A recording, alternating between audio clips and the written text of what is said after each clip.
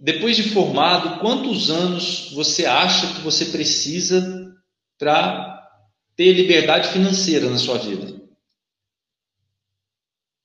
Liberdade financeira, por exemplo, sei lá, você ter uma renda passiva que não te obrigue mais a trabalhar, que você possa viver daquela renda passiva. Quantos anos você precisaria juntar na sua advocacia, juntar patrimônio para ter uma liberdade financeira? As respostas vão ser múltiplas, mas muitos vão dizer assim, nossa, muito tempo. E está errado. Crença limitante, está errado. Por que nós respondemos assim, vai demorar muito tempo? Porque nós olhamos para o Estado, nós olhamos para a morosidade, e eu sei que construir uma advocacia usando o Estado, usando o sistema judiciário, ela vai ser longa mesmo. Porque eu preciso do Estado. Porque eu preciso da certificação do Estado, eu preciso da sentença, eu preciso do trânsito em julgado. A minha advocacia, ela depende disso. A advocacia com processo. Mas aí, quando eu vou lá no estatuto da OAB e da advocacia, o artigo 1º, ele fala isso. O que ele fala das atividades privativas? Quantas são? Só uma? Só advocacia com processo? Não. Ele fala que são 4. Postulação e juízo, consultoria, assessoria e direção jurídicas. 4 atividades privativas. Todas essas atividades privativas, aí eu faço uma outra pergunta.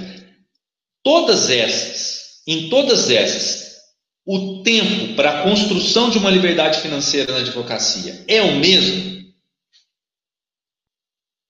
Basta analisar. Nas 4 atividades, você precisa usar o Estado? Não. Só na primeira delas. Só na postulação e juízo. Então, tá vendo? O erro está na ignorância. Nós exercemos a nossa advocacia focado em processo judicial. Qual que é a consequência disso? Tempo. Demora para construir autoridade, renome. Muitos tombos pelo caminho, sem ter dado causa para esse tombo. Exemplo, sentenças injustas, totalmente descabidas, que te prejudicam no seu brand, na sua marca com o seu cliente. Então, essa história de que não existe advocacia sem processo, de que sem processo é igual a sem cliente, isso é uma crença limitante, trazida de gerações passadas, de gerações de advogados mais antigos e das nossas faculdades de direito. O advogado hoje, ele não pode ser um simples hermeneuta. Exemplo, empresa. O que um empresário hoje precisa? Bom, qual que é a era que a gente vive? A era da informação. Hoje, a LGPD, ela é tão discutida por quê?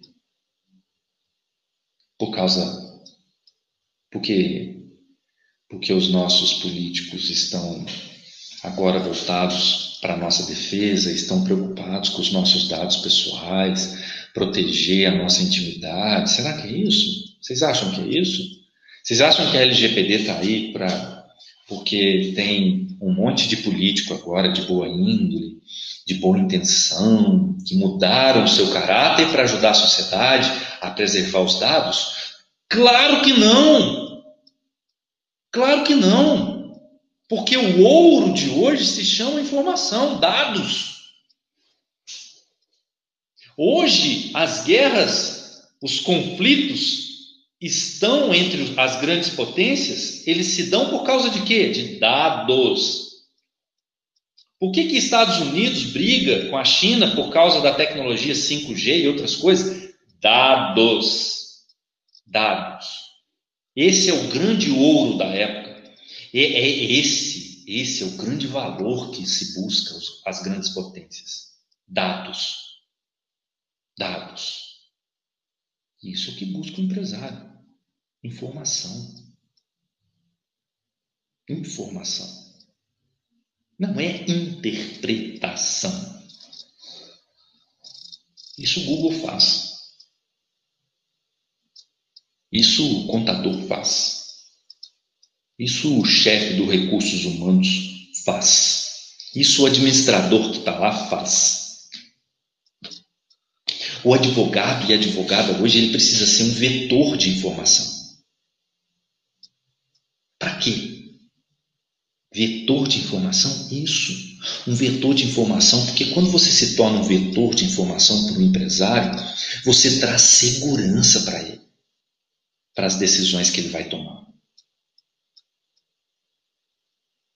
E com segurança, ele enfrenta as tempestades com sabedoria, exemplo, pandemia, efeitos da pandemia, e ele cresce exponencialmente. Ele faz negócios com uma segurança, por essa segurança, que talvez ele não faria, ele recuaria, porque ele não tinha segurança. Então, um advogado do lado do empresário, ele traz segurança. Ele amplia a visão daquele experiente empresário. Que pode ter a experiência que for, mas ele não é perfeito. Ele não possui a ratio legis. Por isso ele precisa de um advogado. Então a mentalidade, advocacia, processo, trabalhar só depois do problema jurídico, é essa mentalidade, a mentalidade da maioria dos colegas. E o que acontece? O que acontece? Quando a maioria pensa da mesma forma, você estabelece uma concorrência absurda numa pequena fatia do mercado. Então, quando alguém perguntar assim, tem muitos advogados no mercado, né? Nós falamos aqui no início, né? 1.500 cursos superiores e com a previsão de termos 2 milhões de advogados já no ano de 2022. São muitos? São muitos advogados? Depende.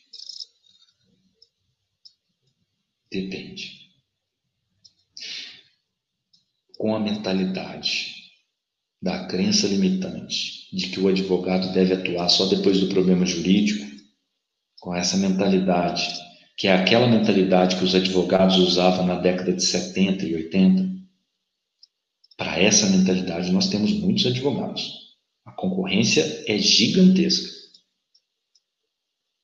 Agora, para o advogado que se propõe em ser um vetor de informação, que se propõe em atuar antes do problema jurídico, porque não faz sentido. Por que alguém tenta remediar um problema se ele pode prevenir esse problema? Faz sentido? Faz sentido a maioria dos advogados se projetarem para depois do problema, se ele pode evitar o problema? Isso vale muito mais dinheiro. Isso traz muito mais retorno financeiro para a advocacia de qualquer um.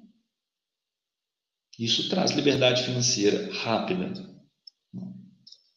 Então, o segredo, ou nem é segredo, a dica, qual a dica para o advogado hoje ter sucesso na advocacia? Faturar de forma elevada na advocacia, ter segurança. Primeiro passo, mudar a mentalidade. Não tem jeito. Se você tem uma mentalidade de processo, quando você entra no mercado, por exemplo, da consultoria, você não vai ter espaço. Porque o empresário não quer processo nem advogado com essa mentalidade. O empresário quer um vetor de informação que vai trazer segurança para ele.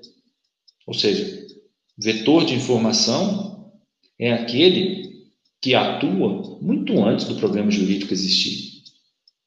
Na verdade, uma das suas funções é evitar a existência do problema jurídico.